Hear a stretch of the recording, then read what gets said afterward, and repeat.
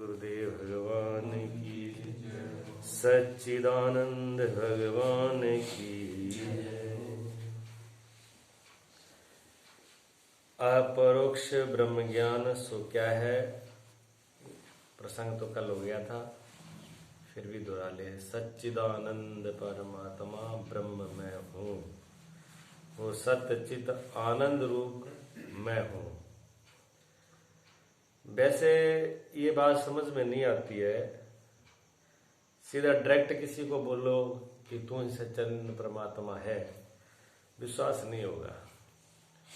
लेकिन अगर इसको आप कसौटी के सो प्रैक्टिकल करो, इसको थोड़ा समझ के ऊपर लेके आओ, तो आपको खुद ही अनुभव होने लगेगा, आप समझने लगोगे। क्योंकि अभी आपको समाधि का ज्ञान नहीं है।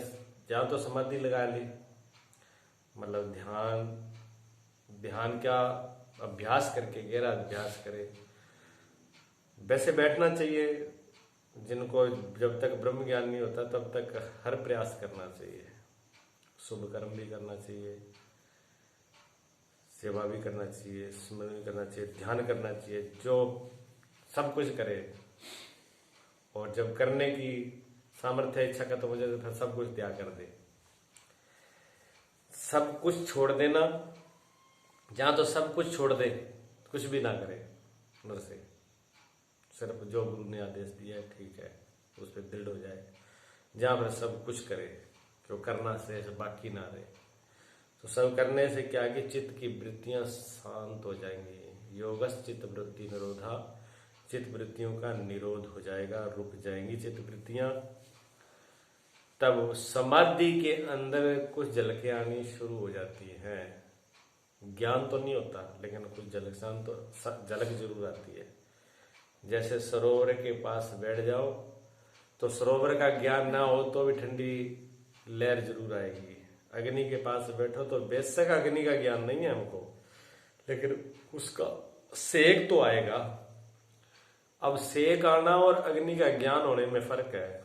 कोई कहेगा जी अग्नि का ज्ञान हो गया नहीं है और सेक तो आ ही रहा है, तो सेक आना और वो दिखना ये ज्ञान है। हाँ ज्ञान है, लेकिन ये ज्ञान अधूरा है। पूरा ज्ञान ये है कि अग्नि से क्या होता है। अग्नि से रोटी पकती है, खाना बनता है, अग्नि से अनेक कार्य होते हैं। सभी बहुत विस्तार रूप से अग्नि की शक्ति का मालूम पड़ जाए। अग्नि कोई सिर्फ हाथ सेकने के लिए या सर्दी दूर करने के लिए नहीं है। अग्नि एक बड़ी पावर है, ताकत है। बिजली सिर्फ बल्ब जगाने के लिए नहीं है।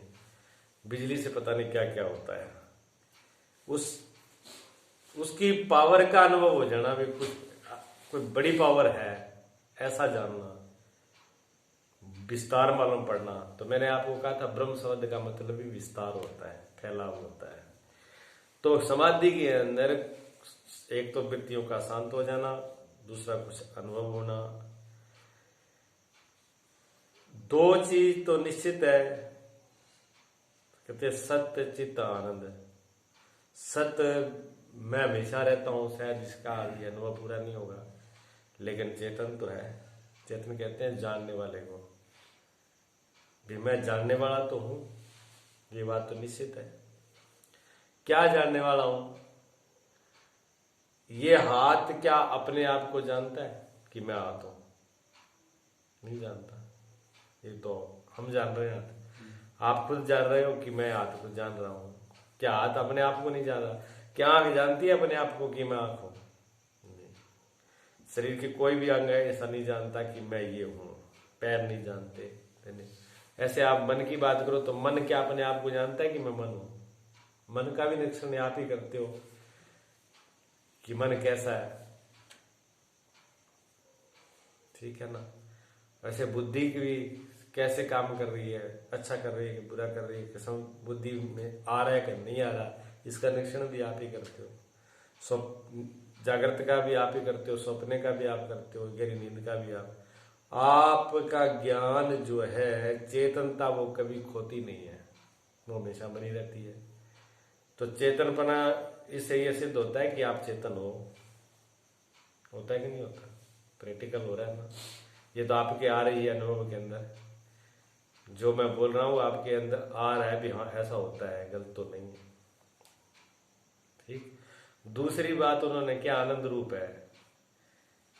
अब आप दूसरा पॉइंट उन्होंने कहा भी मैं आनंद, आनंद मेरा ही रूप है। कैसे मानोगे आप तो कहते हो जब बढ़िया खाने पीने के माल पूरा होता है आनंद आता है, बढ़िया बिस्तरा हो तो आनंद आता है, बढ़िया घूमने की चीज मिल जाए तो आनंद आता है, लॉटरी लग गई तो आनंद आता है, खूब धन पैसा हो गया तो क्या बात है, आनंद है, विदेश की टिकट मिल गई तो क्या पूछते हो, फिर तो और भी बड़ा आनंद है। तो संसार के किसी भी विषय को हम आनंद मानते हैं। संसार का कोई विषय तो आनंद नहीं है। अगर उनमें आनंद हो, अगर रसगुल्ले में आनंद है मान लो, तो रसगुल्ले में आनंद खोना नहीं चाहिए। जब तक आप खाते रहो जितना मर्जी खाते रहो, उसका आनंद गायब होना नहीं चाहिए। वो तो गायब हो जाता है ना। बल्कि रसगुल्ला खाते खाते भी आप थक जाओगे। टीवी देखने में आपको आनंद आता है, लेकिन कितनी देर देखोगे, 3 घंटा 4 घंटा 5 घंटा, उसके बाद थक जाओगे आप। आपका शरीर भी थक जाएगा, मन भी थक जाएगा, बुद्धि भी थक जाएगी, आंखें भी थक जाएंगी, सारी शक्ति क्षीण हो गई। अगर उसी में वही आनंद और शक्ति रूप होता तो फिर हमें जितना देखते उतना और आनंद बढ़ता और उतनी शक्ति और बढ़नी थी। ना शक्ति बढ़ी ना आनंद बढ़ा, दोनों में फर्क आ गया, दोनों चीज में कमी आ गई, दोनों चीज घटी है, बड़ी नहीं है। ठीक है। इसी प्रकार कोई भी चीज ले लो, संसार की कोई भी चीज ले लो, जहां आपको मालूम पड़ता हो कि सबसे संसार का ये सुख है जिसमें पूरा आनंद आता है। कोई आदमी कहता है कि मुझे शराब पीने में आनंद आता है, कितनी पिएगा वो, पीते पीते उसकी जो शरीर है वो बेकार हो जाएगा, उसके शरीर में कुछ नहीं रहेगा। नशा करने वाले व्यक्ति का शरीर ज्यादा चलता है कि बिना नशा करने वाले का चलता है? जो नशा नहीं करता उसका शरीर ज्यादा चलेगा। नशा करने वाले के सब धीरे धीरे सारी चीजें गायब हो जाएंगी, गुर्दे गायब हो जाएंगे, किडनी लीवर गायब हो जाएगा, नस नाड़ियां सब खत्म हो जाएंगी। देखा ना, आधे जीवन नहीं जीता है। छोटी मोटी चीजों में भी जीवन का फर्क पड़ता है। तो कोई ऐसा कौन सी चीज है, ठीक है। अब आप सोचिए, जब गहरी नींद आती है, ये तो पीछे वो की बात रही, गहरी नींद आती है जहां ना सपना होता है, ना शरीर होता है, ना संसार होता है, वहां आप दुखी होते हो कि सुखी होते हो? गहरी नींद में सुखी होते हैं ना। गहरी नींद में कोई दुख तो नहीं होता। सपने में तो फिर भी दुख हो सकता है कि खराब आ जाए सपना। गहरी नींद के अंदर बिल्कुल भी दुख नहीं होता है, ठीक है। शरीर, और आप कितने भी थके हो, कितने भी परेशान हो, कितने भी टेंशन में हो, कितनी बड़ी आपको समस्या हो, गहरी नींद में सब खत्म, कोई के नहीं है। उठोगे तरह एकदम तरोताजगी आ जाएगी, तो थकान थी वही दूर हो जाएगी, आंखें भी तरोताज हो जाएगी, मन भी तरोताजा हो जाएगा, शरीर भी। अब आपको शक्ति भी मिली वहां से, सिर्फ उसमें आनंद ही नहीं मिला, वहां से आपको शक्ति भी मिली। गहरी नींद में आपको शक्ति भी मिली, क्योंकि जब आप उठते हो तो और नई ताजी शक्ति के साथ उठते हो, नई ताजी ऊर्जा के साथ आते हो आप। जो थकान होती है पूरे दिन की, काम की होगी, खाए पिए की, इधर उधर की, सोचे समझे की, टेंशन की, हरी बीमारी सब साथ। इसलिए गहरी नींद के अंदर जब शांत होकर के सोते हो तो शक्ति उत्पन्न हो जाती है और शरीर को स्वस्थ करती है। इसी कारण से डॉक्टर लोग सबसे पहला काम यही करते हैं मरीज के साथ कि इसको आराम दो। अगर सीधा आराम नहीं आ रहा है तो नशा का इंजेक्शन दे दो या नशे की दवाई दे दो, ये आदमी रेस्ट में हो जाए, बिल्कुल एक बार रेस्ट में हो जाए। जब ये बिल्कुल रेस्ट में हो जाएगा एक बार, तो इसके अंदर से ही शक्ति पैदा होगी जो रोग को ठीक करेगी। दवाई अकेली ठीक नहीं करती है, ये बात ध्यान में रखना। दवाई तो सहारा है, ठीक तो अंदर वाली शक्ति करती है। तभी तो कहते हैं ना, परमात्मा सब कुछ करता है। परमात्मा को आकाश से उतर के नहीं आता, परमात्मा कहीं बाहर से नहीं आता, परमात्मा अंदर भी है बाहर भी है। आपके अंदर जो शक्ति है वही तो परमात्मा की शक्ति है, वही तो उस चीज को कर रही है सेट। आप उसकी शरण में, गहरी नींद में आप उन्हीं की शरण में पास में चले जाए। लेकिन अभी बीच में पर्दा है। पर्दा किसका? अज्ञान का। वहां ज्ञान नहीं है अभी, अज्ञान का पर्दा, भी एक पर्दा बीच में है। आप करीब तो पहुंच गए, जैसे शादी के अंदर दूल्हा और दुल्हन सब कुछ हो गया, फेरे भी हो गए, भंवर भी हो गए, पति पत्नी निश्चित हो गया, समाज ने सारा काम वचन ही भर गए, लेकिन अभी उनके जो बीच में पर्दा है कि वो मिल नहीं सकते, वो सारा कुछ होने के बाद में वो बीच में पर्दा है, तो उनका मिलन पूरा नहीं है, अधूरा है। तो अज्ञान से कितना ही हम करीब में पहुंच गए, गहरी नींद में हम कितना भी करीब पहुंच गए हों, गहरी नींद में हम बिल्कुल उसी परमात्मा की शरण में होते हैं। हाँ, ये सारी चीज छूट जाती है, मन भी छूट जाता है, बुद्धि भी छूट जाती है, इंद्रियां भी छूट जाती है। जब ये नहीं रहेगा तो संसार तो बहुत दूर की बात है।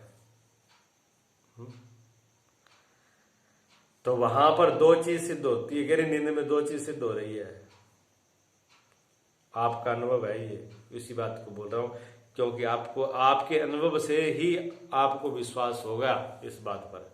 जब तक आपका ज्ञान इसमें नहीं मिलेगा तब तक इन शब्दों पर भी आपका विश्वास नहीं होगा। तो कहते हैं, कबीर साहब ने कहा कि जब तक न देखूं अपने नैन तब तक न मानूं गुरु के बैन। जब तक मैं अपनी आंखों से नहीं देखता हूं तब तक गुरु की बात को भी कैसे मानूं। तो गुरुदेव भी कहते हैं, जे तू देखे अपने नैन तो फिर बैठ मेरे बैन। जो अपने नैन से देखना चाहता है तो जो मैं बोल रहा हूं फिर उस पर देख, तू कर मेरे इशारे पे देख, दिखता है कि नहीं, ठीक है ना। गुरु ऐसा ही चाहिए सारा, बिल्कुल वही उस बात को खड़ा कर दे, तब ये बात समझ में आएगी। आपके अनुभव से मेल खाना चाहिए। ये आपका ज्ञान है कि नहीं है, भी नींद में मुझे आनंद आता है ना। ये आपका ज्ञान है, इसमें तो कोई फर्क नहीं। कोई शास्त्र, कोई दुनिया, सारी दुनिया एक तरफ होके कहे, मान लोगे आप? सारी दुनिया एक तरफ खड़ी हो जाए कि नहीं, नींद के अंदर तो बहुत बड़ा कष्ट और दुख होता है, आप मानने के लिए तैयार हो? नहीं हो। क्यों? आपका ज्ञान से बड़ा कुछ नहीं है। आपसे ज्ञान से बड़ा ये ना शास्त्र है, ना दुनिया है, ना किसी और चीज की वाणी है। किसी की वाणी नहीं काम करेगी उस ज्ञान के सामने। उसको कहते हैं अपना ज्ञान। ये आत्मा का, आपकी आत्मा का ये ज्ञान है, उसको कोई जुटला नहीं सकता, ठीक है। अब उस जब आनंद का तो हो रहा है, उस आनंद और के अंदर हमको शक्ति भी मिल रही है, क्योंकि हम कितने भी हारे थके थे, उसके बाद गहरी नींद के बाद हम तरोताजा होते हैं और वापस शक्ति हमारे पास आ जाती है। तो दूसरी चीज भी सिद्ध है। तीसरी चीज है चेतन। अगर ये चीज का आपको आनंद का अनुभव न हुआ होता, आप मस्ती में न होते, अगर आपको ज्ञान नहीं होता तो फिर बताता कौन? आपका ज्ञान भी वहां पर काम कर रहा है। चौथी बात है सत्य। सत्य का कहते हैं, सत्य कहते हैं होने को। आद सत्य, युगाद सत्य, नानक है भी सच, होशी भी सच, ठीक है ना। वो अभी आप हो तब भी सच है, तब भी वो आप हो वहां पर, तभी तो कर रहे हो। अगर आप नहीं होते तो ये तीनों चीजें बेकार है। आप न हो तो ये तीनों बेकार है ना आनंद है, ना शक्ति है, ना ज्ञान है। आपसे ही तो हो रहा है ना। तो आपकी मौजूदगी तो है, और मौजूदगी हर टाइम है, वहां अभी भी है, पहले भी थी, बाद में थी, गर्भ माँ के गर्भ में भी थी। माँ के गर्भ में नहीं आए तब भी आप थे। माँ बाप ने आपको बनाया नहीं, शरीर को बनाया है। ये पंच भौतिक शरीर का पिंड तो माँ बाप ने बनाया है। क्या आत्मा को भी माँ बाप ने बनाया है? जीवात्मा तो आती है गर्भ में, जीवात्मा तो गर्भ में प्रवेश करती है, बनती तो नहीं है। कोई नहीं बना पाया आज तक। और गर्भ में इस शरीर को छोड़ के दूसरी जो जन्म में चली जाती है। ये आना जाना उसका होता है। माँ बाप शरीर के माध्यम तो है, लेकिन जीवात्मा के माध्यम नहीं। और कैसी माँ बाप के अंदर जीवात्मा आएगी? जैसे माँ बाप होंगे वैसी आत्मा आएगी। इस कमरे में वो बैठेगा जैसे हम होंगे, ठीक है ना। अगर हमारे साथ विचार नहीं मिले तो इस कमरे में कोई बैठ नहीं पाएगा। तो माँ के पेट में कैसे रह जाएगा कोई? माँ के विचार इतने उच्च के होंगे तो बुरी आत्मा माँ के पेट में रह जाएगी? आप सोचते हो? नहीं रह सकती। बुरी संतान पैदा होती है, पूरी जिम्मेवारी 101% माँ की होती है, दूसरी बाप पिता की होती है। बाद में माँ बाप कहते हैं कि मेरी संतान ऐसी है, नहीं, उन संतान का दोष नहीं है, जीवात्मा को आपने निर्मित किया है। माता कौशल्या जो है राम को गर्भ में धारण कर सकती है, माता देवकी जो है भगवान कृष्ण को गर्भ में रख सकती है, और किसी ने तो नहीं रखा। कितनी बड़ी तप किया होगा उन्होंने, कितना बड़ा तप किया होगा, कितनी बड़ी उन्होंने मेहनत की होगी, तब अपने को इस योग्य बनाया कि उस जगह पर रह पाए। कहीं ना कहीं भूल हो जाती है। यह नहीं कि माँ बाप हर वक्त बुरे होते हैं, ऐसा नहीं होता। कोई ये मान ले मेरी बात को सुन करके भी माँ बाप तो फिर बुरे ही हुए, नहीं, वो टाइम ऐसा होता है जिस टाइम में बुरी घड़ी होती है, जब वो जीव आत्मा प्रवेश करती है, उस टाइम में विचार अच्छे नहीं होते।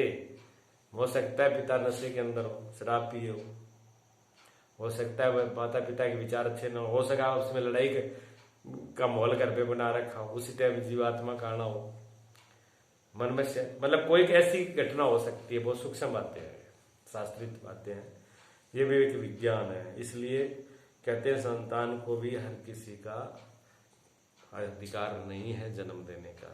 सूझबूझ की चीजें हैं, सृष्टि की जो है वो सूझबूझ की चीजें हैं। अमेरिका में तो भी बैन लगा हुआ है इस पे, कोई बिना सरकार की अनुमति के संतान पैदा नहीं कर सकता। उन्होंने तो अभी बैन लगाया, लेकिन हमारे धर्मशास्त्र तो कभी से कह रहे हैं, हजारों वर्ष पहले मनवंतर बीत गए, तब से शास्त्र लिखे हुए हैं, तब से कह रहे हैं कि धर्म नीति के अनुसार ही संतान की उत्पत्ति होनी चाहिए। हर किसी को अधिकार शास्त्र ने नहीं दिया, ठीक है ना। पालन पोषण, हाँ, पालन पोषण सही हो, विचार हो, पढ़ाई लिखाई, हर चीज का जिम्मेवारी हो जाती है। अब वो खुद की रोटी नहीं बना के खा रहा और आगे 2-4 और बच्चों का कैसे पालन करेगा, तो फिर पशु जीवन माना जाएगा, माता पिता दोषी माने जाएंगे, उसमें माँ बाप दोषी हो जाते हैं, ये धर्मशास्त्र कहता है। लेकिन ये विषय दूसरा है। तो आप उसमें रहे, आप हर स्थिति में हो, आते हो जाते हो इधर उधर, लेकिन आपका होना कभी नहीं मिटता। इससे सिद्ध होता है कि आप सत्य हो, आप मिटने वाले नहीं हो, आप अविनाशी हो, आपका विनाश नहीं होता, ये बात सत्य है, ठीक। आपको ज्ञान रहता है हर वक्त, ये भी सत्य है, नींद में भी रहता है, इसमें रहता है, बेहोशी में आप कितने बेहोश हो जाओ तो क्या बोलते हो? नहीं बोलते। उठ के कह दोगे मैं बेहोश हो गया था, मेरी लगी, क्या हुआ? उठ करके बताओगे कैसा हुआ? होश में आने के बाद में। अब आप ये कहो कि गहरी नींद में और बेहोशी में क्यों नहीं बता पाते? क्योंकि उस टाइम में बताने वाले साधन बंद हो जाते हैं। जैसे आदमी कुएं के अंदर जाता है, कुएं के अंदर कोई चीज गिर गई, उसमें पानी है, अब उस चीज उसमें से लेने जाता है और पानी के अंदर चला गया वो डुबकी लगा के, और डुबकी लगा के नीचे जाएगा, जाते ही वो चीज हाथ में आ जाती है। अब आपका मन होता है कि मैं आवाज लगा के कह दूं कि मिल गई, लेकिन आप बोल नहीं पाओगे। आप पानी से बाहर आकर के ही बताओगे कि हाँ मिल गई, पानी के अंदर ही बता दो। क्यों? पानी और वाक इंद्री का जो तत्व है वो अग्नि तत्व है, और जल तत्व उधर जल तत्व है, तो जल और पानी का विरोध है, इसलिए पानी के अंदर बोल नहीं सकते आप, दोनों का विरोध है। तो गहरी नींद में, बेहोशी में, समाधि में बोल नहीं पाओगे, क्योंकि वहां पर ये साधन नहीं है, बोलने वाले साधन वहां है नहीं। ज्ञान तो हो रहा है, लेकिन जिससे बताया जाए वो साधन वहां से कनेक्शन कटा हुआ है। जब आ जाओगे होश में तब कहोगे हाँ ये है। ज्ञान तो रहेगा, ज्ञान तो तभी भी रहेगा, वो खोएगा नहीं। तो ये चारों चीज सिद्ध होती है। सत्य चित आनंद आपके अंदर सिद्ध हो रही है कि नहीं हो रही? गलत तो नहीं है, तो शास्त्र तो गलत नहीं, बताने वाला भी नहीं गलत नहीं है। अगर फिर भी हम इसको नहीं मान रहे तो गलत फिर कौन सिद्ध हुए? फिर हम ही सिद्ध हुए गलत। फिर न शास्त्र गलत है ना सदगुरु गलत है, हमारे में ही फिर कमी है। अगर इस बात पे हम नहीं रुक रहे थे, हमारी समझ में नहीं आ रहा है, तो इसके दोषी भी फिर हम ही हैं। लेकिन ये बात सत्य है, तो इसमें थोड़ा ध्यान करो, बैठा करो। जब तक ये सिद्ध नहीं होता थोड़ा ध्यान में बैठा करो, क्योंकि सुसुप्ति में, गहरी नींद में और ध्यान में एक फर्क है। गहरी नींद में तो बेहोशी में होते हैं हम, अज्ञान का पर्दा होता है। लेकिन जब समाधि में बैठेंगे इसकी, जब ये अंदर ये वृत्ति काम करेगी, तब बेहोशी नहीं आएगी, पर्दा नहीं होगा, पर्दा ज्ञान के द्वारा गिर जाएगा। वहां पर होश रहेगा, होश रहेगा तो बिल्कुल आप स्वस्थ भी होगे, शक्ति भी मिलेगी। इसलिए तो समाधि में शक्ति है, उम्र बढ़ जाती है समाधि लगाने वालों की, काफी उम्र बढ़ जाती है, शरीर स्वस्थ हो जाता है, शक्ति मिलती है, शांत रहते हैं, दिल दिमाग बढ़िया रहता है, बुद्धि की क्षमता बढ़ जाती है, सोचने की, विचार करने की, निर्णय लेने की, ये सारी चीजें पैदा हो जाती है इसमें, क्योंकि इतनी शांत अवस्था आती है।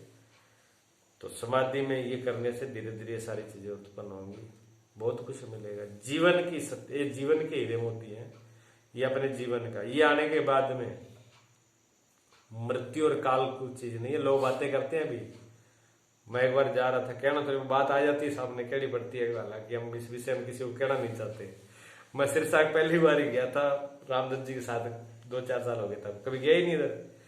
तो मैं वहां से निकला तो वो सिरसा से आगे निकल करके और चौराहे के ऊपर एक भयंकर फोटो सांकले सुकले डाल रखी थी। तो मैंने रामदत्त जी से मैंने कहा ये क्या है, मैंने कहा मैं ना तो समझ नहीं लगी वो फोटो किसकी है, ये शनिदेव की है वो, कि मैंने ऐसे फोटो देखी तो है नहीं ऐसी। देख कर क्या जी वो बांध रखा है, क्या ना जमराज को, काल को बांध रखा है, काल को बांध रखा है सांकलों से वहां पे, कि बाबा ने के काल को बांध रखा है। काल मैं काल, हाँ गेटा गया, मैं क्या सांकलों से काल को यहाँ बांध रखा है और जेड सुरक्षा खुद ले रखी है। जब काल बांध ही दिया तो जेड सुरक्षा की क्या जरूरत है। और काल यहाँ बंधा हुआ है, दुनिया में लोग मर रहे हैं रोज, तो रोज एक ही नहीं मरना चाहिए। पर न तो आदमी सोचता है, न तो बनाने वाले ने सोचा, न लगाने वाले ने सोचा, ना उसको मरने वाले ने सोचा। दिमाग तो लगाया ही नहीं ना, दिमाग तो यूज करना ही नहीं है, जो पकड़ा दिया पूछ वही पकड़ना नहीं है। तो दिमाग का कुछ यूज करना चाहिए। भी काल ऐसे नहीं बंधेगा, काल नाम समय का, काल ऐसे नहीं बंधेगा। काल नाम समय क्या है, समय को कोई नहीं बांध पाया, समय अपने आप जा रहा है, चल रहा है अपनी गति से। समय एक जगह पर जाके समय गायब हो जाता है, समय खत्म हो जाता है, आपको पता है। एक जगह पर समय काम नहीं करता है, समाधि में समय गायब हो जाता है। जब आप पूरे उस आत्म तल पे चले जाते हो गहरे ज्ञान में, वहां समय नहीं है, समय यही है। समय या तो मन बुद्धि तक, अहंकार तक काम करता है, समय प्रकृति तक काम करता है, प्रकृति से आगे समय ही नहीं। जैसे हमारी हिंदुस्तान की सरकार के जो नियम है वो हमारे बॉर्डर में ही काम करते हैं। हम बॉर्डर पार कर जाए उसके बाद हमारे हिंदुस्तान के नियम काम नहीं करेंगे, ना करेंसी काम करेगी कोई, ना तो ये पैसे काम करेंगे। कागज के टुकड़े बाहर जाते ही कागज के टुकड़े ही रह जाएंगे, पैसे नहीं रहेंगे, फिर फेल है वो। इसी प्रकार काल